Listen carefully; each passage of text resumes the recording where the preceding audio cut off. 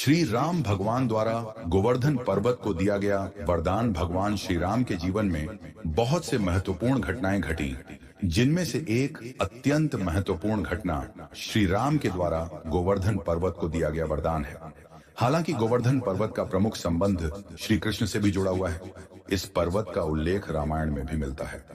गोवर्धन पर्वत को लेकर कई कथाएं प्रचलित हैं, परंतु रामायण में श्री राम के साथ गोवर्धन पर्वत का संबंध सीधा रूप से इस रूप में नहीं आता कि उन्होंने गोवर्धन पर्वत को कोई वरदान दिया हो, लेकिन गोवर्धन पर्वत के साथ जुड़े प्रमुख धार्मिक और ऐतिहासिक प्रसंगों का संदर्भ रामायण में उपस्थित है।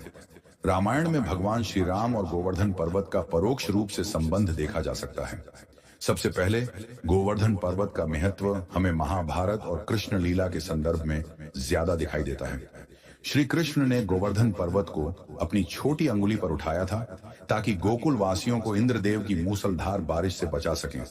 इस संदर्भ में गोवर्धन पर्वत को भगवान श्री कृष्ण से जुड़े एक वरदान के रूप में ही देखा जा सकता है। गोवर्धन पर्वत का महत्व। गोवर्धन पर्वत, जो कि उत्तर प्रदेश के मथुरा जिले के पास स्थित है, भारतीय धर्म और संस्कृति में बहुत महत्वपूर्ण है। यह पर्वत श्री कृष्ण से जुड़ा हुआ है, जिनका जन्म मथुरा में हुआ था। श्री कृष्ण ने गोवर्धन पर्वत को अपनी अंगुली पर उठाया था ताकि गोकुल वासियों को इंद्रदेव के प्रकोप से बचाया जा सके। गोवर्धन पर्वत की पूजा विशेष रूप से दिवाली के समय होती है, जिसे गोवर्धन पूजा के नाम से जाना जाता है। श्री राम और गोवर्धन पर्वत का संबंध। हालांकि श्री राम और गोवर्धन पर्वत का सीधे तौर पर कोई बड़ा संबंध रामायण में नहीं मिलता, फिर भी रामायण में पर्वतों और प्रकृति के प्रति श्री राम का आदर और सम्मान व्यक्त हुआ है। रामायण में भगवान श्री राम ने कई स्थानों पर प्राकृतिक बलों और पर्वतों को पूजा है और उनका सम्मान किया है।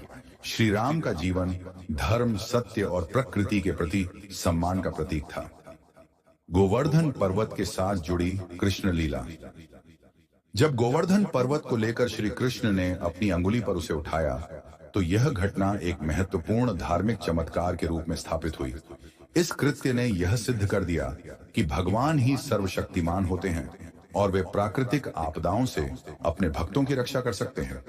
इसी कारण से गोवर्धन पर्वत का स्थान हिंदू धर्म में बहुत उच्च है। हालांकि श्री राम का जीवन और कार्य कृष्ण से भिन्न था, लेकिन दोनों ही देवता प्रकृति और उसके तत्वों के सम्मानक थे। श्री राम का कार्य जीवन के आदर्शों और धर्म के पालन का था, जबकि श्री कृष्ण ने भक्ति और प्रेम के माध्यम से भगवान की उपासना का मार्ग दिखाया। गोवर्धन पर्वत का महत्व रामायण के संदर्भ में। रामायण में भगवान श्री राम ने प्रकृति के कई रूपों का सम्मान किया था। वे जब अपनी पत्नी सीता के साथ वनवास के दौरान विभिन्न वनस्पतियों और प्राकृतिक दृश्यों से गुजरते थे, तब वे हमेशा उनका सम्मान करते थे। इसके अलावा वे पशुओं और पक्षियों के प्रति भी दया भाव रखते थे और अपने भक्तों की सुरक्षा के लिए प्राकृतिक तत्वों का सम्मान करते थे। गोवर्धन पर्वत का तात्पर्य केवल एक भौतिक पर्वत से नहीं है, बल्कि यह उस शक्ति और सुरक्षा का प्रतीक है जिसे भगवान ने अपने भक्तों के लिए प्रदान किया।